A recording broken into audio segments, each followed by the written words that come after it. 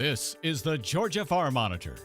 Since 1966, your source for state and national agribusiness news, and features for farmers and consumers about Georgia's #1 industry, agriculture.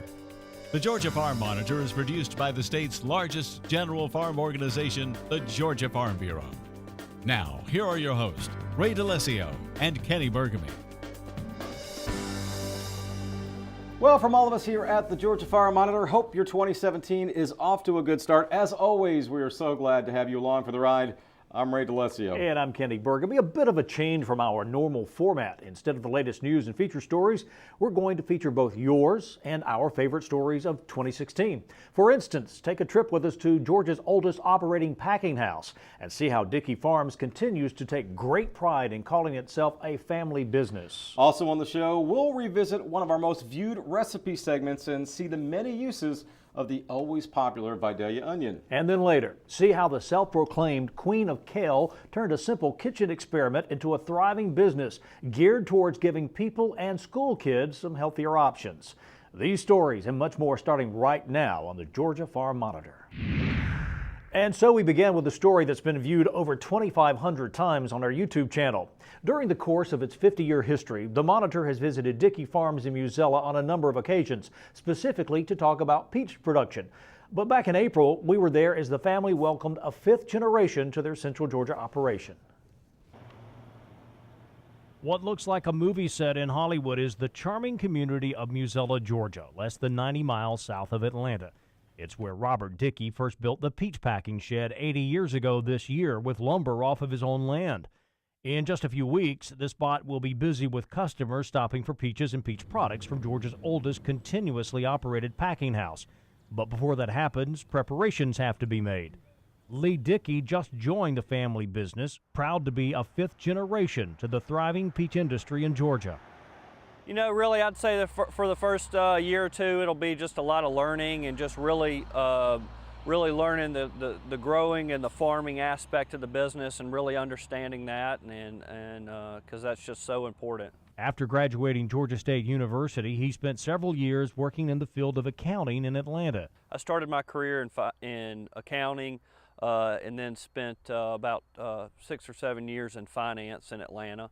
And, you know, really this is where my heart is, and I grew up down here, and so coming back in the last month or so is really just, you know, kind of hadn't skipped a beat really, and just it's been great being around family and working in the business. So Lee said he's come to realize it takes hard work year-round to prepare for great peaches.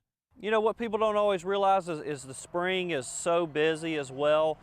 We came through here about a few weeks ago, thinning the branches, and so we'll shaping up the trees so that they can, you know, produce the right amount of fruit. And we'll come through here in the next few weeks and thin everything and really take out peaches so we can grow great, big, good, sweet Georgia peaches.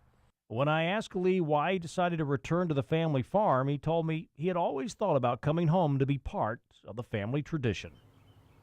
It's just so important. You know, they love this. They love the business, and it's so important. The people, the customers, everybody that comes just makes it all so special. And I can just see how much they care about the product, and just continuing that on just means a lot to me as well. And we asked him to give us a preview into this year's crop. We were very far behind in December and January, and the last part of January and February proved to be pretty cold and really caught us up. We're not quite where we'd like to be, but certainly not way behind as we were. So we're hopeful. We won't quite know till we see the peaches, but we're hopeful that we got enough. Moving on now to another popular story on our YouTube channel. Even though yields haven't been up to standard the past couple of years, that hasn't dampened the enthusiasm of those looking to get into the pecan business. Damon Jones spoke with one pecan expert who has some advice on how to properly start and maintain your orchard.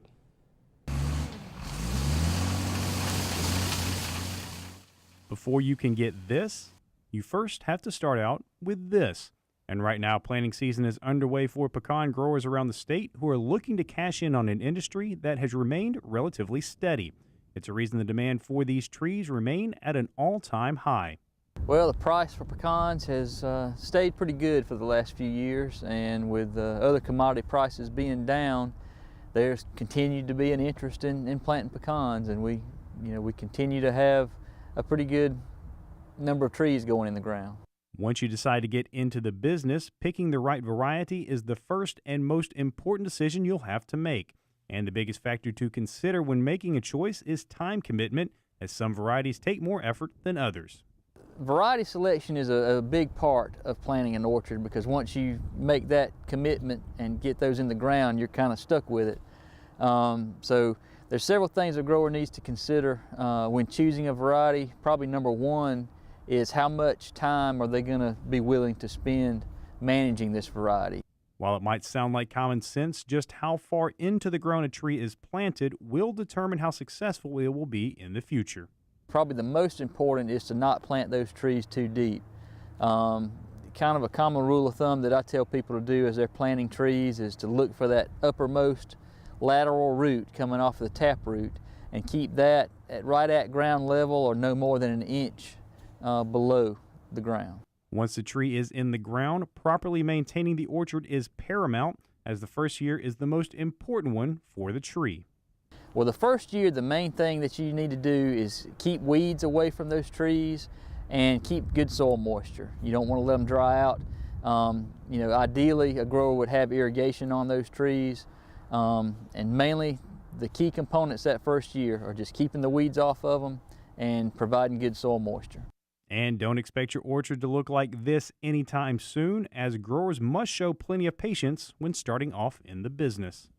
You're usually looking at anywhere from 5 to 8 years getting those trees into production, and it depends a lot on the care that those trees get after they're planted.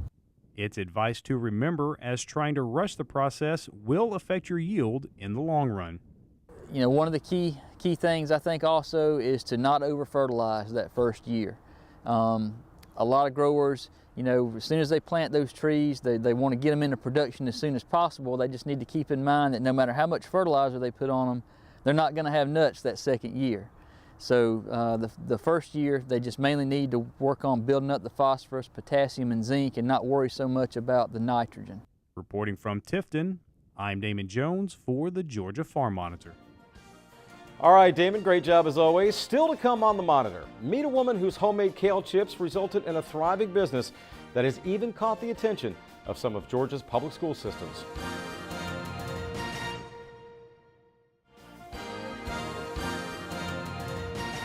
My name is Lynn Hooven. I'm a consultant forester. I go by the name of Forest First Consultants. And a lot of people ask me where I come up with a name like that. But my theory is the forest is more important than its owner.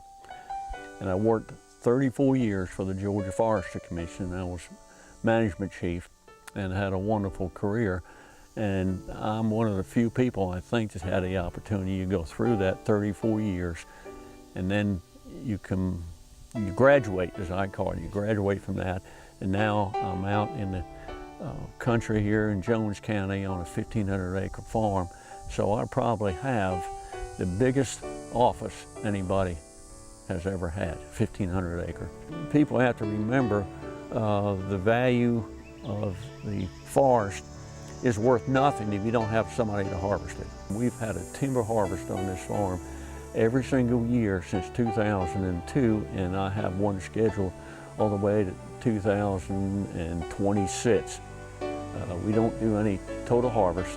We thin from within and always taking the worst and leaving the best. Like regular farmers with row crops, you have to be an optimistic person and you have to be patient, because growing trees is a 20 to 30 to 40 year process. In a lot of the foreign countries, they don't have a problem with harvesting a tree and then replanting for grandchildren.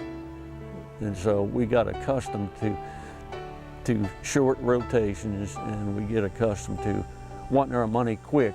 That doesn't happen in trees. But somebody will reap the benefits generations down the road. Well, needless to say, we like to have fun here on the Georgia Farm Monitor, and we like to eat. Yeah, eating and the Georgia Farm Bureau, they kind of go hand in hand. And every month, of course, with the help of the Georgia Department of Agriculture, we bring you a recipe segment called Meals from the Field. And evidently, you, the viewer, really liked the episode we did back in April regarding Vidalia onions.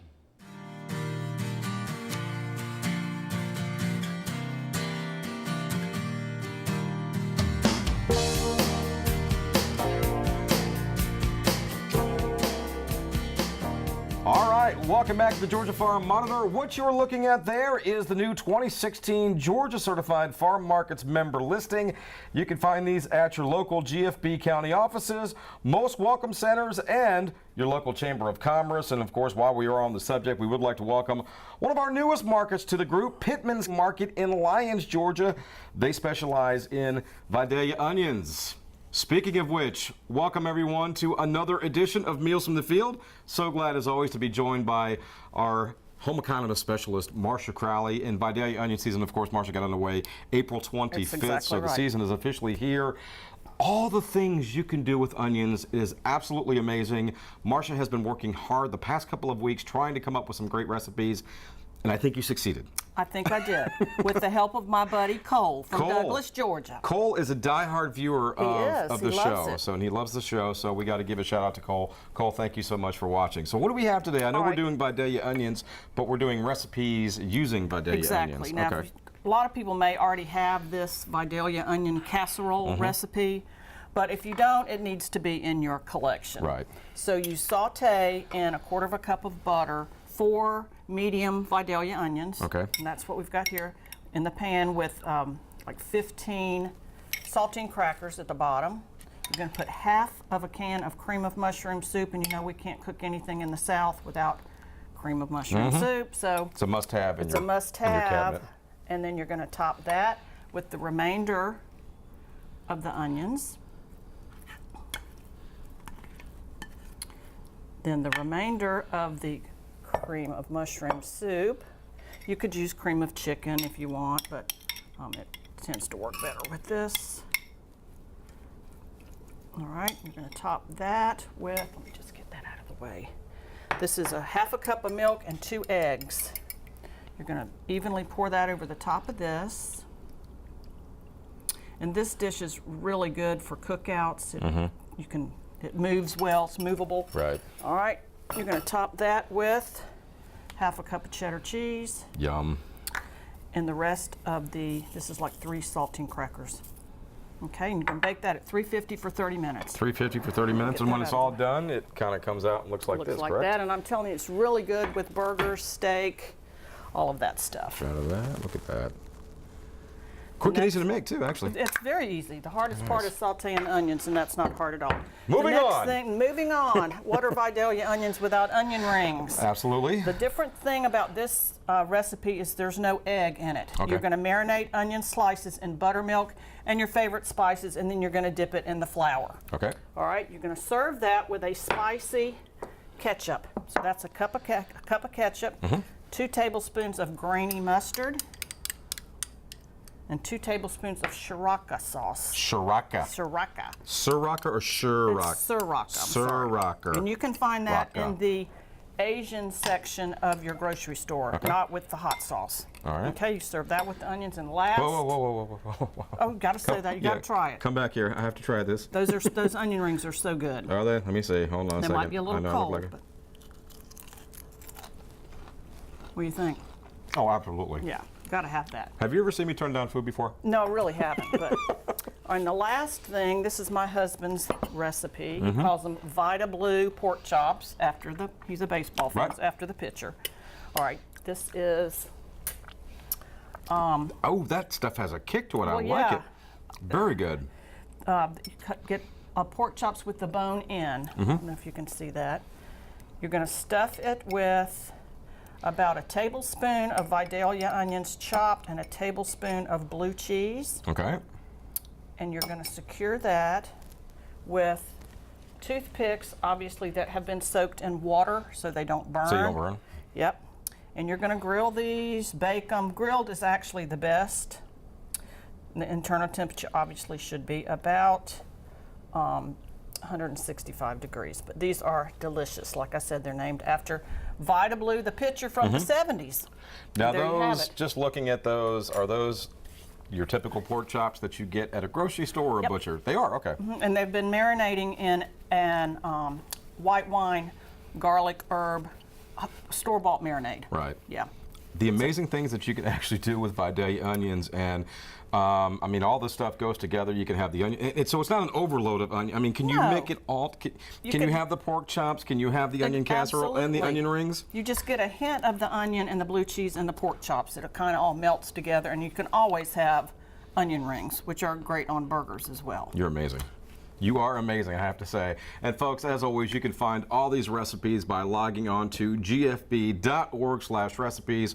I tell it to you every month. Marcia does a great job of planning everything out for you and spelling it out. Everything is there for you. So if I can do it, I know you can do it. Marcia, thank to you see so you much. again. As always, Welcome good to back. see you. And we'll see you next month.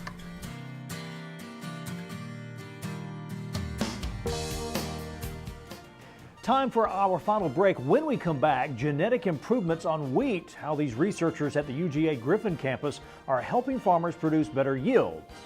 Stay tuned.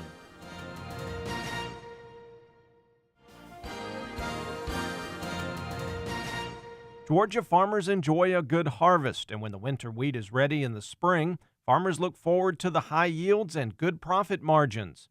But to get a good crop in the field, a lot of work needs to be done on research. Here in Griffin at UGA's campus for nearly 40 years, Dr. Jerry Johnson has led the wheat breeding efforts, and the research being conducted is aimed at helping the Georgia farmer grow better wheat, and so the consumers can enjoy all the great products that are made from wheat. Well, the goal is obviously is to improve yield and improve test weight. Yield is what a farmer, he gets paid by the bushels per acre that he produces, and that's the profit margin. Also, we look at test weight. That's a quality measurement that at the elevator they can take dockage if it's a lower test weight, lower than 58. So we've with the wheat team always try to concentrate on yield first, test weight second. UGA's wheat breeding efforts are going through a transition because Dr. Johnson is retiring and is turning the program over to Mohammed Mergoam. I think I am lucky to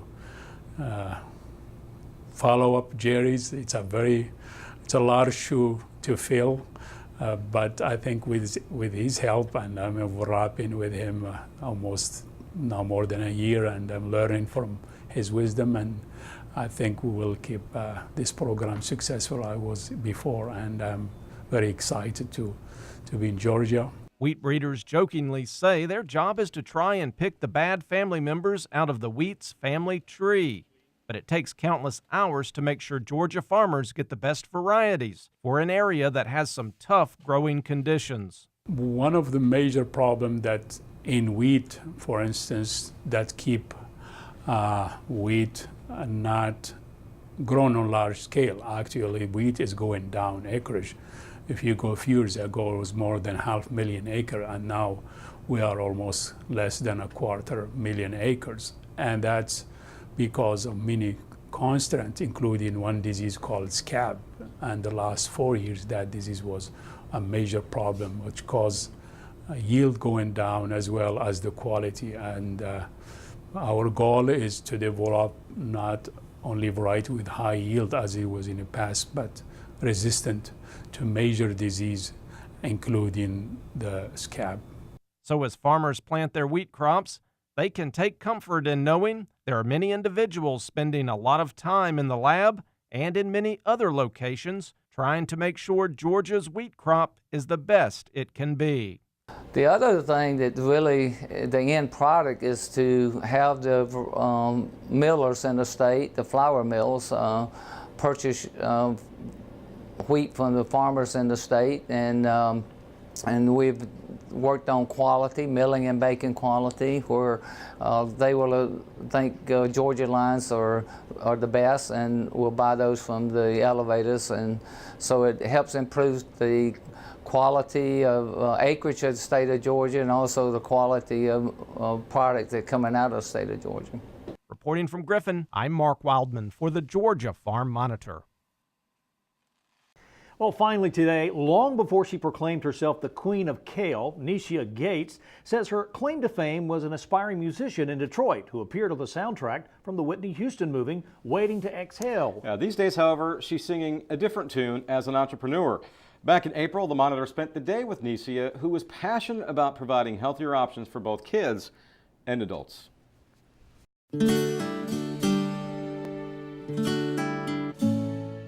I was searching for healthy snack options besides peanut butter and potato chips and, crunchy, salty, and I came up with kale chips. As a Georgia-grown member and proud supporter of farm-to-table programs, Necia Gates is spreading her message. Better yet, messages. Philosophical, yet straight and to the point. And it all began in her kitchen as a way of looking out for her family's best interest. I got a dehydrator and a blender, and I started playing around with different recipes, and they were a hit amongst my family, amongst friends. And this was maybe 3 years ago. And me and my entrepreneurial self, thought, well, maybe I could be making some money doing this. And so, with no pricing plan, Necia set out with kale chips in hand, hitting all the local stores. And just like that, it happened. I got an order on the spot. So I think that was an indication that, okay, maybe you can make this into a business. And I took it from there, got into a commercial spot, like a shared kitchen, so that the costs were low, and I was able to produce and service stores and be legitimate in Georgia, because you can't do it from home. So the shared kitchen was the best way for me to do it. And after a year, we got Whole Foods and Kroger, and then I moved into my own spot, and I'm expanding now. As for why she chose kale as her superfood of choice, Necia tells me in addition to being rich in vitamins and minerals, it also dehydrates very well, and when flavored, has that crunchy snack-like texture so many people crave. And that includes little people, school kids to be exact, another area where the Queen of Kale is in the process of making her mark. I'm super excited about that. I'm not sure which flavors they're going to go for, but Georgia is trying to, again, with the locals, so it's a benefit. They are trying to make, the school districts are trying to make 20% of the kids' meals provided from a local company, whether it's breakfast, whether it's lunch. And so they're looking for local companies like myself to provide healthy options for these kids so that they're, not eating the way they've been eating for all these years. So I did my first trade show for the schools about a month ago, and the feedback was incredible. The ultimate goal for my company would be to really, I want to do it all. I mean, I want to be on the shelves as an everyday name, brand name with Queen of Kale with my snacks, of course, across the country, maybe internationally too. And I want to share my food. So this takeout spot is a start to something bigger that I see. Fresh, fast foods. All right, that's going to do it for this special edition of the Georgia Farm Monitor. Next week, we are back with all new stories and a new outlook for 2017. Well, don't forget, for all the latest ag info regarding food, great recipes, and what's happening down on the farm, be sure to check out our Twitter, Facebook, and Pinterest pages. You'll stay informed and see what's up in the world of farming, plus here on the Farm Monitor Show. Take care, everybody. We will see you next week right here on the Georgia Farm Monitor. Have a great week.